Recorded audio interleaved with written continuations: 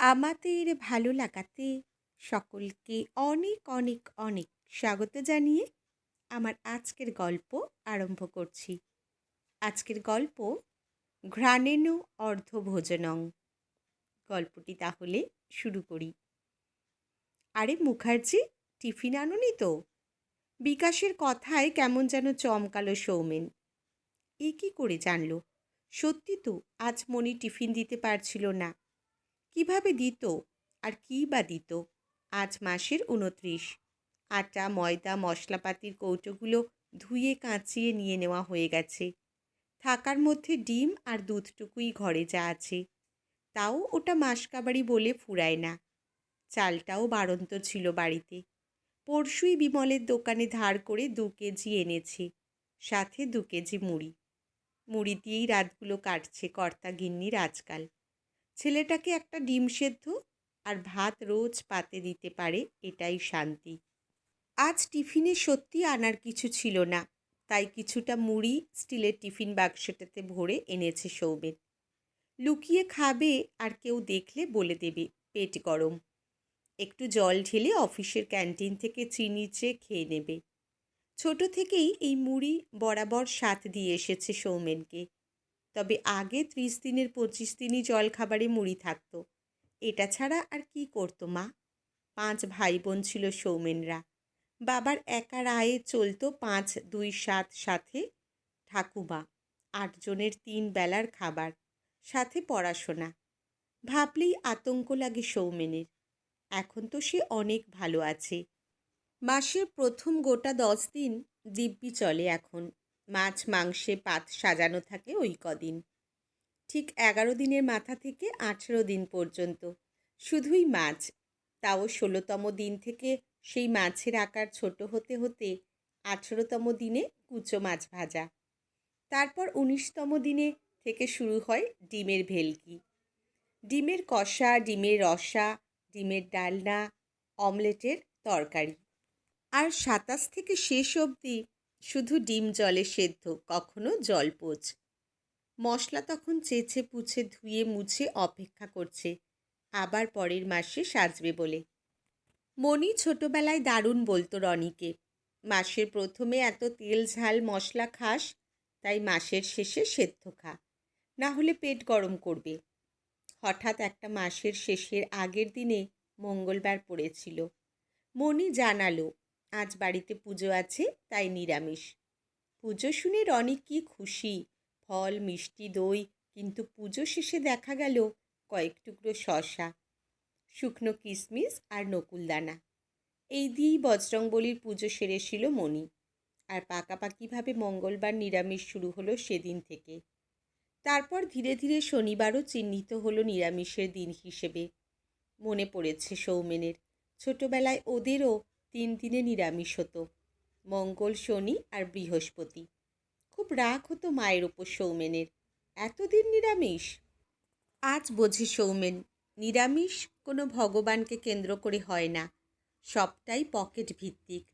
বাবার ওপরেও রাগ হতো, কিছুতেই বুঝতো না তখন সৌমেন যে সারাদিন বাইরে বাইরে ঘুরে কি করে বাবা। ওই সময় মনে হতো অত ঘুরলে তো ও লাখ লাখ টাকা ইনকাম করতো। আজ বোঝে সৌমেন বাবাকে, কিন্তু আর বুঝে কি হবে। শেষের দিন অবধি কষ্টেই কেটেছে ওনার। বমি পায়খানা বন্ধ আর হয় না, না ডাক্তার পেল না ওষুধ। সদ্য কলকাতায় তখন সৌমেন, ট্রেনিং চলছে। ওরা কথা দিয়েছে ট্রেনিং শেষেই মিলবে চাকরি। পেয়েও ছিল আধা সরকারি, টাকা কড়ি দেবে তখনকার দিনে ২৫০। তাতেই মাটি আঁকড়ে পড়ে শেষমেশ পুরো সরকারের দয়া পেয়েছে সৌমেন। আজ সে সরকারি কর্মচারী, নামেই জগৎ কাঁপে, অথচ ঘটিটাও ডোবে না। কিরে বিকাশ, কি শুনছি আজ নাকি রমেনবাবু খাওয়াবেন? সমরদার কথায় বিকাশ বলল, হ্যাঁ গো, সামনে রিটায়ারমেন্ট, সেই দুঃখে মনে হয়। সবাই হেসে ফেলল। এই ছোট্ট অফিসে মাথা বলতে জনা ৩০, কিন্তু হাসি ঠাট্টায় বেশ কাটে অফিসের সময়টা। আজকের আয়োজন শুনেছ? লুচি আর খাসির মাংস, ভাবতে পারো? গলায় উত্তেজনার ছেলে বেরোচ্ছে যেন সুদেবের। এরা সবাই সৌমেনের সাথে একই পোস্টেই কাজ করে। মাসের শেষে কম বেশি সংসারে টান সবারই চলে। এই সময় দাঁড়িয়ে লুচি আর খাসির মাংস সত্যি স্বপ্ন। ভাবনাটা মনে আসতেই পেটটা যেন ডেকে উঠল একবার। আসার আগে একটু চিঁড়ে ধুয়ে নিয়েছিল মণি। গত মাস থেকে ওই চিঁড়ে কটার গতি করতে পারছিল না বলে বেশ চিন্তায় ছিল ও। আজ নিজে থেকে ওগুলো বের করে সৌমেনের সামনে বলল, অনেকটা চিঁড়ে আছে ঘরে, এ মাসে আর আনবো না। না খেতে খেতে পোকা ধরে যায়। সৌমেনের পকেট আর তার ভারটা সৌমেনই বোঝে। তাই পোকা ধরার আগে সৌমেনই চিঁড়ে কটা ধুয়ে খেয়ে নিল। গাছের লেবু ধরেছিল কি ভাগ্যিস। গাছদের এরকম কোনো ব্যাপার নেই যে মাসের শেষে ফল ফুল দেবে না। বুড়োটা কিন্তু বেশ চালাক। খাওয়াবি সেটা আগে বল, তাহলে তো আর বইয়ে টিফিন আনতে হতো না। ভুবনের কথায় অম্লান বলল, ওটাই তো চালাকি, লোকে টিফিনে খেয়ে কম টানবে। আবার হাসি রোল উঠল 12 নম্বর ঘরে। সৌমেনদের গ্রুপের সবচাইতে বিজ্ঞ বা অভিজ্ঞ লোকটি হলেন সমীরণ।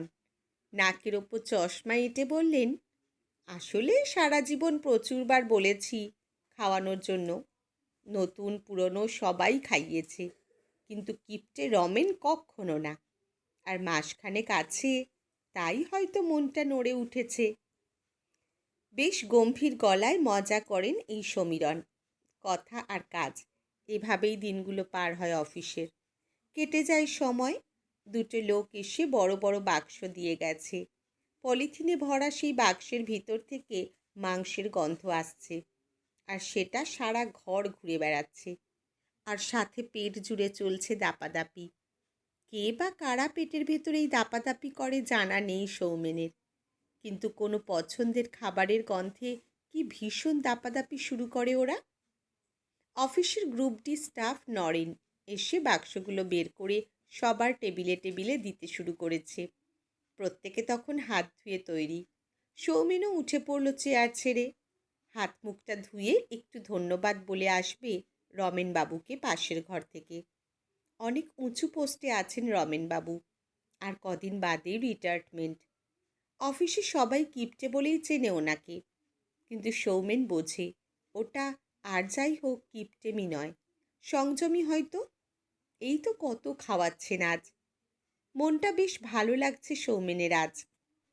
এই কদিন জল মুড়ি, বাদাম মুড়ি, না হলে ভাত ডিম সেদ্ধ, কোনোদিন ভাত আর জলপোজ।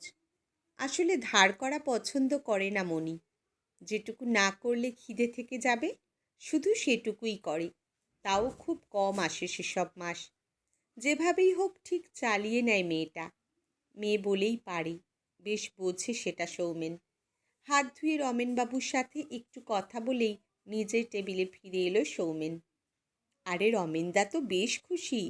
গিয়ে জিজ্ঞেস করলাম, উপলক্ষ কি? বললেন ধরে নাও আবদার মেটানো। আর কদিন। রমেনদার গলা বেশ ভার। সৌমেন নিজের টেবিলে এসে বলল, কিন্তু কারোর কোনো প্রতিক্রিয়া নেই।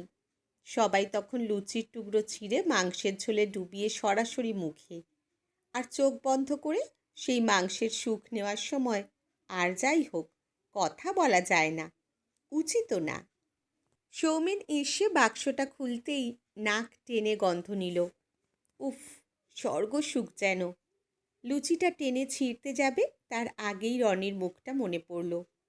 বেচারা সকালেও কেমন দুধ মুড়ি খাচ্ছিল মুখ কাঁচুমাচু করে। দুপুরেও ওর মা দেবে জলপোজ, আলু সেদ্ধ আর ভাত।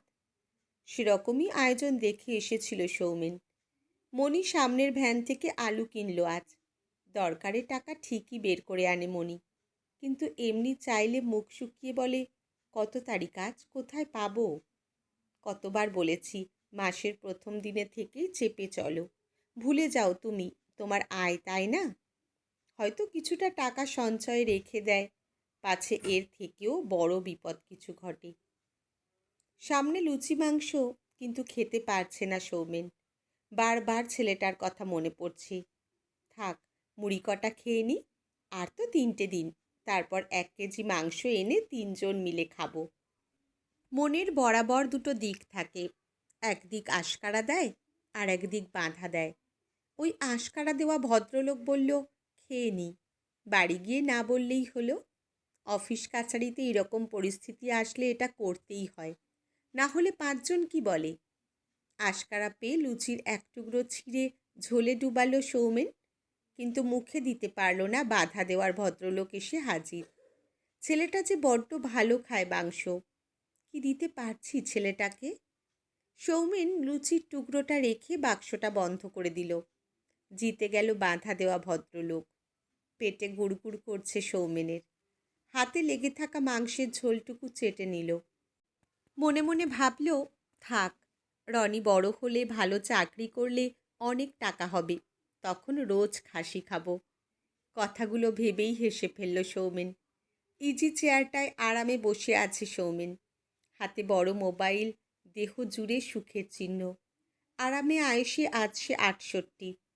আর রনি, সেও আজ অনেক উঁচু পোস্টে চাকরি করে। প্রতি মুহূর্তে বাবাকে আরাম কিনে দিচ্ছে। এই ইজি চেয়ার যেটা রনিই কিনে দিয়েছে সৌমেনকে। কেমন শান্তি লাগে এটাই বসলে। সামনে দেওয়াল জুড়ে টিভি, হাতে হাতের চেয়েও বড় মোবাইল। সুখ বোধ হয় একেই বলে। আজ সৌমেনের মনে হয় সেদিনের করা কষ্টগুলো কাজে দিয়েছে। রান্নাঘরে প্রেশার কুকারের সিটি পড়ল। সোমা মানে রনির বউ আজ খাসি রাঁধছে। জমিয়ে খাবে সব দুপুরে। মাংস ভাত। কিন্তু সৌমেনের ভাগ্যে জুটবে চিকেন স্যুপ আর 1 কাপ ভাত, সাথে প্রচুর সবজি। কালকেই সুগারের রিপোর্ট আসলো। ডাক্তার বলে দিয়েছেন খাওয়ায় আরও লাগাম দিতে হবে। জিভকে কন্ট্রোল না করলে আয়ু কমে আসবে। শুধু নাক সজাগ রাখুন সৌমেনবাবু, দেখবেন পেট ভরে গেছে। খুব মজা করে কথা বলেন ডাক্তার রায়। কি করে বোঝাবে সৌমেন ডাক্তারকে? জিভকে কন্ট্রোল করতে জানে সৌমেন ছোট থেকেই। জমিদার বাড়ির পাশেই সৌমেনদের বাড়ি ছিল গ্রামে। ওখানে প্রতি রবিবার এই গন্ধ পেত। কিন্তু জিভকে কন্ট্রোল করেছিল, কারণ লোভে পাপ হয়, মা শিখিয়েছিল। তারপর একটু বড় হয়ে কলকাতায় আসলো। ওখানে একটা ভদ্রলোক মেস ভাড়া দিয়েছিলেন। কি সুন্দর সুন্দর গন্ধ বেরোতো ওদের ঘর থেকে। সেদিনও নাক সজাগ রেখে জিভে সেদ্ধ ভাতের স্বাদ নিয়েছিল। পকেট তখন খুব নড়বড়ে, তাই ওটা ছাড়া উপায় নেই, জানতো সৌমেন। তখন ঠিক করেছিল সৌমেন, চাকরি হোক, তখন না হয় রোজ জিভের যত্ন নেবে। কিন্তু তখন দায়িত্ব এসে পড়ল। বাবার হঠাৎ চলে যাওয়া, সাথে ভাইয়ের পড়াশোনার মাঝপথ, মেজ বোনের বিয়ে আর ছোট বোনেরও পড়াশোনা। দিদির বিয়েটা দিয়ে যেতে পেরেছিলেন বাবা। সাথে ছিল নানান রকম রোগে সেজে ওঠা মা। তাহলে ঘটনাটা কেমন দাঁড়ালো? আবার সেই জিভের কন্ট্রোল। কিন্তু আশা ছাড়েনি সৌমেন। ভেবেছিল ভাইয়ের চাকরিটা হোক একবার, ব্যাস কন্ট্রোল ফন্ট্রোল সব গুলি মেরে দেবে, ঠিক করেছিল সৌমেন। ভাইয়ের চাকরি হলো। সবে জিভে শান দিচ্ছে সৌমেন, তক্ষুনি মায়ের আবদার, আমি আর বেশি দিন নেই, বড় বউয়ের মুখ দেখতে চাই। ভাইয়ের চাকরির 3-4 মাসের মাথাতেই মনির এন্ট্রি জীবনে। তারও শখ আহ্লাদ খুব কিছু ছিল না, একটা হলেই হলো। তাই বোধ হয় আবার জিভ কন্ট্রোল হয়ে গেল। বছর ঘুরতেই রনি হলো, ব্যাস জিভ পুরো কন্ট্রোলড। এবার যদি সঞ্চয় না হয়, ওর ছেলেটাকেও ওর মতো কষ্ট করতে হবে। বাবা হয়ে সেটা কিছুতেই মানতে পারবে না সৌমেন। যতটা পারবে ছেলেকে গুছিয়ে দেবে, সেই আশায় আবার লাগাম দিল জিভে। আশা ছিল শেষ বয়সে নিশ্চয়ই এতটা কষ্ট হবে না। ছেলের টাকায় নিজের পেনশনে রোজ চলবে কোরমা, পোলাও, মাংস, রাবড়ি। সেই সময় যখন উপস্থিত, তখনই 450 সুগার, আর প্রেশারের তো মা বাপ নেই। রনি কলকাতার বড় ডায়াবেটোলজিস্টকে দেখিয়েছে। তারপর ডায়েটিশিয়ানের আদেশে এখন শুধু পাতলা ঝোল আর সেদ্ধ। মিষ্টি, খাসি, ইলিশ নাকি বিষ, তাই 1 বাটি মুরগির পাতলা ঝোলই এখন বরাদ্দ। পকেট এখন বেশ সতেজ, কিন্তু জিভ বাবাজি এখনও কন্ট্রোলড। আবার প্রেশার কুকারের সিটি পড়ল আর এক প্রস্থ। সুন্দর গন্ধ লুকিয়ে ঢুকে পড়ল সৌমেনের ঘরে। নাক ছোট থেকেই সজাগ রেখেছে সৌমেন। তাও যদি মনি না পালাতো, বলে কয়ে 1 টুকরো মাংস ঠিক। বাবা খাবার এনেছি। সামনে সোমা দাঁড়ানো। মনির কথা ভাবার সুযোগ না দিয়েই ঢুকে গেল। ঘড়িতে 1টা বাজে। এত সময়জ্ঞান মেয়েটার। ঘড়ি না হলেও চলে, ওই সময় বলে দেয়। আজ না হয় তোমাদের সাথে খেতাম। রবিবারটা একা ভালো লাগে না। বাচ্চা ছেলেদের মতো আবদার জুড়ল সৌমেন। সোমা অবশ্য বেশ কঠিন এ ব্যাপারে। বলল, পাগল নাকি? আমরা যখন খেতে বসবো তোমার তখন ফল খাওয়ার সময়। ওই বেলায় খেলে আর দেখতে হবে না। গ্লাসে জলটা ঢেলে দিল সোমা। তারপর বলল, কালকের রিপোর্টটা কিন্তু খুব চিন্তার। যাই হোক, এগুলো খেয়ে নাও। আজ এক টুকরো মিষ্টি পাকা পেঁপে দেব। লোভ দেখানোর সুরে বলে হাসল মেয়েটা। আবার কুকারের সিটির আওয়াজ। বেশ কয়েকটা সিটি না দিলে তুলতুলে হয় না মাংস। খাও তুমি, আমি মাংসটা নামিয়ে আসছি, বলল সোমা। আবার সেই গন্ধ যেটা প্রতি সিটির সাথে নতুনভাবে ছড়িয়ে যাচ্ছে। চোখ বুজে নাক টানল সৌমেন। তারপর উচ্ছে সেদ্ধ দিয়ে ভাত কটা মাখল। নাকে মাংসের ঝোলের গন্ধের সাথে উচ্ছে মাখা ভাত। খারাপ লাগছে না। একেই বোধহয় বলে ঘ্রাণেনও অর্ধভোজনং। আজকের গল্প এখানেই সমাপ্ত। কলমে অরিন্দিতা মুখার্জি সাহা, পাঠে জয়তী। ধন্যবাদ।